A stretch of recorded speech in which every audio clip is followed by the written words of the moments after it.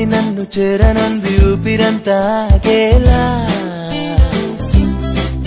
ఈ భూమే వద్దు అంటూ పైకి చేరి రంగులద్దుకుంది మనసు వాన విల్లులా